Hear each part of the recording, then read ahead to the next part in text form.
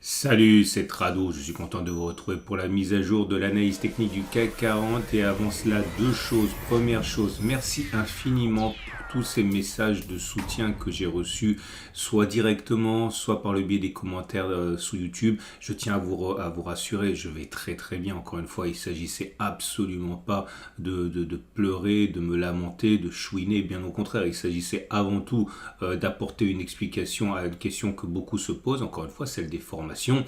Mais je n'ai absolument pas été affecté par ce mail. Vous savez, si j'ai le temps de faire tout ce que je fais, c'est parce que je ne m'appesantis pas sur des détails. Encore une fois, c'est bon quand on a le temps, quelque chose que je n'ai pas. Donc tout va très très bien. Merci infiniment de vous en être soucié. Deuxième chose, eh bien justement, aujourd'hui, pas de signal de swing trading délivré mes méthodes. Donc j'en profite pour répondre à une question totalement légitime sur le dernier module de trend following. Parce que justement, un signal vient d'être donné pour du trend following. Je vous rappelle que trend following, ça consiste à acheter et ne pas savoir quand on va sortir précisément, puisqu'on se laisse guider au niveau de la sortie par un outil. En l'occurrence ici, le signal a été donné par la cassure du précédent plus haut de 52 semaines. Bon, clairement, vous prenez les 52 dernières semaines, ça s'appelle une année. Et si on a inscrit un nouveau plus haut en clôture, eh bien on achète. Okay, c'est une des techniques de trend following qui existent, parmi sans doute des centaines. Et l'idée, c'est d'acheter maintenant et de se laisser porter aussi longtemps que la règle que vous êtes fixée fonctionne. Alors, on m'a demandé par le biais des retours du module sur Trend Following s'il valait mieux mettre une M20, une M50 ou qu'importe, je ne sais pas, parce que dans le module, j'explique en fait comment on peut mettre le signal de sortie. Et en l'occurrence, ici, regardez ce que donne la M20 et la M200. Okay, on n'a pas de meilleur système. Okay, il faut comprendre que plus vous mettez une moyenne mobile qui est éloignée, plus vous allez surfer des grandes vagues, mais plus vous risquez de perdre. Vous allez voir tout de suite avec un exemple. Okay, imaginons le dernier signal qui a été donné ici. Enfin non, c'est pas le dernier, il y en a eu d'autres qu'on va voir. Vous voyez là, on a inscrit un plus haut de 52 semaines en clôture sur cette bougie. Vous voyez, 52 semaines, le plus haut c'était avant, donc on rentre ici. Si vous portez le mouvement jusqu'à ce que l'on clôture en dessous de la F20, vous sortez de votre trade ici. Ok, ça veut dire sortie avec 23%. Okay, si maintenant vous décidez de vous laisser porter jusqu'à la clôture de la M200, ben vous êtes toujours dans le trade actuellement, puisque la M200 n'a pas fait l'objet d'une clôture en séance, d'une cassure en clôture, pardon. On est à plus 81%. Mais là, vous allez vous dire, bah, du coup, il faut que je prenne la M200. Non, parce que ça dépend. Ça dépend. Parce que regardez ici, par exemple. Ok, non. Donc ici, sur le précédent signal qu'on a eu sur cette vague-là, si on met une sortie à une clôture sous la M200, une fois qu'on est rentré ici, ça nous fait un gain de 8%. Mais si on est sorti avec une clôture sous la M20, ça nous fait une perte de moins 1%. Mais regardez, ça continue, parce que si on rentre sur ce signal-là, par exemple, ok, nouvelle cassure de 52 plus haut, voilà le précédent plus haut de 52 semaines, voilà le nouveau plus haut. Okay, vous rentrez donc à ce moment-là. Si vous choisissez une clôture sous la M200, vous avez perdu 8,2%. Alors que si vous choisissez une clôture sous la M20, ça fait plus 13%, etc. Ce que je suis en train d'essayer de vous expliquer, c'est que, comme très souvent, il n'y a pas de meilleur système, il n'y a pas de meilleur outil. Il y a ce que vous cherchez et les moyens d'atteindre ce que vous cherchez. Si votre objectif, suite au signal que l'on a eu aujourd'hui, c'est d'attraper une vague très longue, genre 50, 60, 70, 80, 100, 200%, il semble légitime de choisir la M200 comme trailing stop. Ok, par contre, si ce que vous voulez, c'est avoir des impulsions relativement courtes, mais limiter la perte, eh bien dans ce cas, vous pouvez choisir la M20 ou n'importe quel autre outil que je donne dans le module. Ok, mais il n'y a pas de meilleur. En tout cas, ce qui est sûr, c'est que là, on a eu un signal. Ok, et il ne va pas intégrer la liste de mes stratégies de swing trading, parce que c'est pas du swing trading, vous aurez compris, c'est du trend following. Donc je ne le rentrerai pas dans la liste des actions que je surveillerai, mais en tout cas, si j'avais un portefeuille virtuel à partager avec vous de stratégie trend following, ça serait définitivement un signal ici. Bon, on va revenir régulièrement sur celui-là pour voir un petit peu comment ça évolue, mais voilà, on a donc un signal sur Nexan aujourd'hui.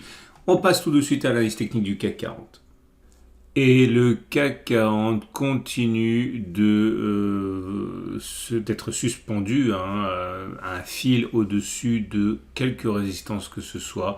La première résistance est tellement éloignée que cela donne le vertige, un 3,7% à considérer avant d'avoir un support solide. Le jour où on consolidera, ça risque d'être assez violent. Pas forcément en pourcentage, mais en valeur absolue, oui, en nombre de points, oui, parce qu'encore une fois, la première consolidation devrait s'arrêter à minima sur les 23,6%. Ça veut dire que si on corrige à partir de niveau actuel, ça veut dire déjà perdre 2,7%. Donc, c'est normal, ce n'est pas inquiétant pour l'instant, c'est même plutôt sain et plausible, mais il faut s'attendre à ce que cette euphorie haussière à laquelle on assiste soit corrigée à un moment ou à un autre. La plupart des investisseurs, de toute manière, pensent à quelque chose comme ça à terme. Encore une fois, ce n'est pas un conseil ni une certitude, c'est simplement une opinion généralement acceptée, y compris par votre serviteur. Alors, on est allé chercher, on le sait, le haut du canal, on a même dans un excès constitué ici une sorte de bulle au-dessus, séparée par un gap. Je crains malheureusement que ce soit les prémices à la fameuse consolidation, que j'espère d'ailleurs, qui nous amènerait à casser la fourchette d'en haut sans en avoir préalablement rallié la médiane, ça veut dire refus de médiane et donc accélération baissière, j'espère, jusqu'au support ici des 6914, 6895. À noter également que vous voyez là, je l'ai dit sans le dire, on a un gap à 7136, on a deux bougies au-dessus. Si par hasard on devait ouvrir une séance par-delà ce gap, ça s'appellerait un îlot de retournement, c'est-à-dire qu'on aurait un paquet de bougies séparées de part et d'autre des autres bougies par un gap. Alors, encore une fois, ça serait un signe qui serait pas encourageant. Regardez ici, c'est comme ça, c'est-à-dire une sorte de bébé abandonné, là, comme on appelle ça en chandelier japonais, mais au lieu d'avoir une bougie, mais plusieurs bougies.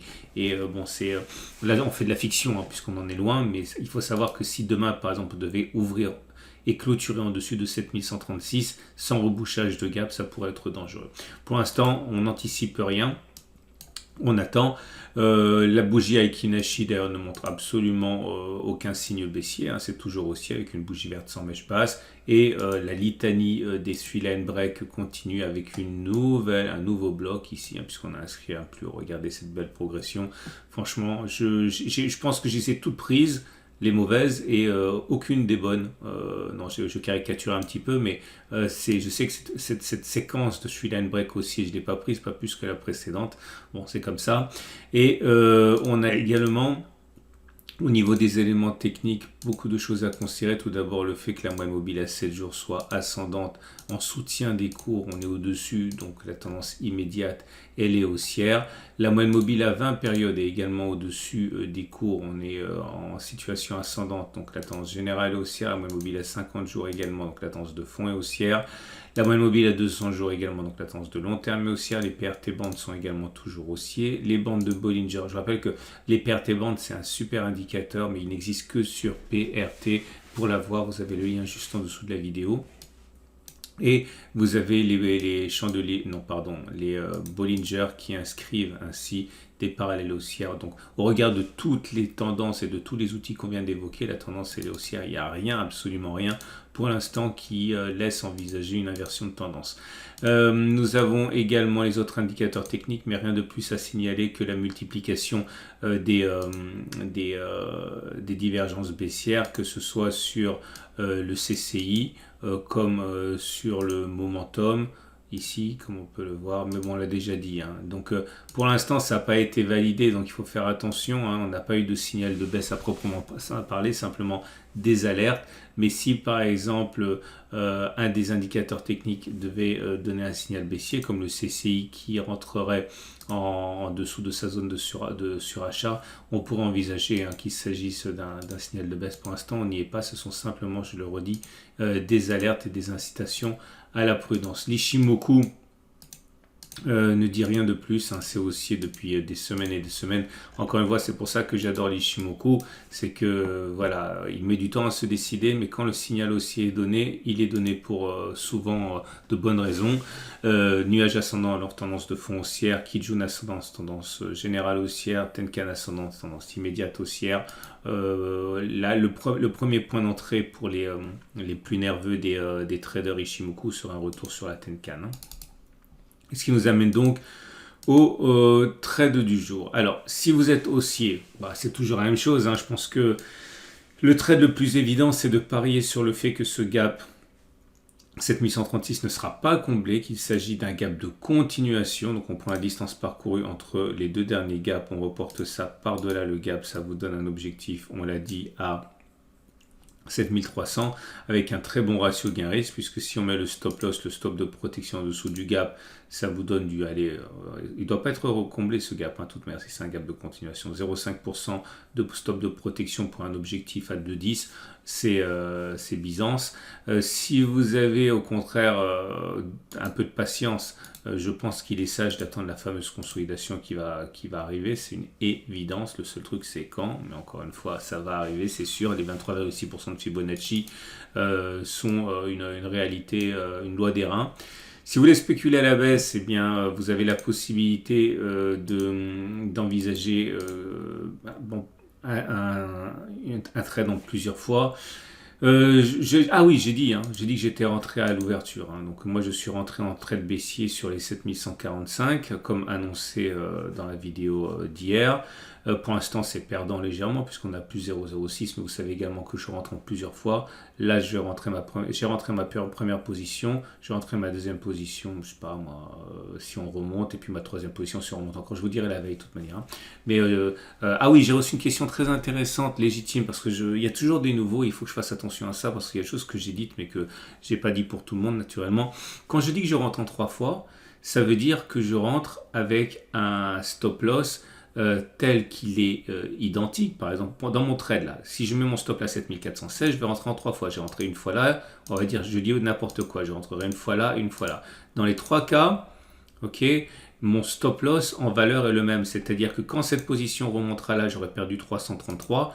En imaginant que je risque 1000, cette position sera perdante à 333 et cette position sera là perdante à 333. Donc à 3, lorsque le trade sera perdant, j'aurais perdu 1000. Mais il est évident que la mise, entre guillemets, est différente, puisque plus ça monte, plus ça joue en ma défaveur, et plus je peux acheter d'unités. Clairement, j'ai acheté moins d'unités ici que j'achèterai plus tard, que j'achèterai encore plus tard, mais par contre, la perte est toujours la même, c'est 333. Okay, bon, c'en est terminé de la vidéo. Si vous l'avez aimé, merci infiniment de faire l'effort et j'ai de plus en plus de likes de votre part, c'est vraiment très sympa. Entre 200 et 300 likes pour des vidéos qui ne sont pas vues des millions de fois, c'est extrêmement flatteur, merci, je vous le dois. Donc un petit like, ça m'aide beaucoup pour le référencement de ma vidéo. Si vous n'êtes pas abonné à ma chaîne YouTube, n'hésitez pas à vous abonner également, c'est très bon pour ma réputation YouTube également, merci beaucoup.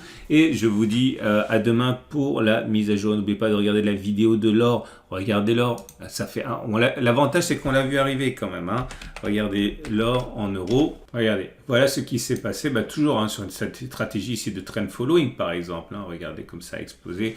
Donc, si vous ne savez pas quoi offrir à vos enfants pour Noël ou autre, n'hésitez pas. Les pièces d'or peuvent vous donner éventuellement des idées intéressantes.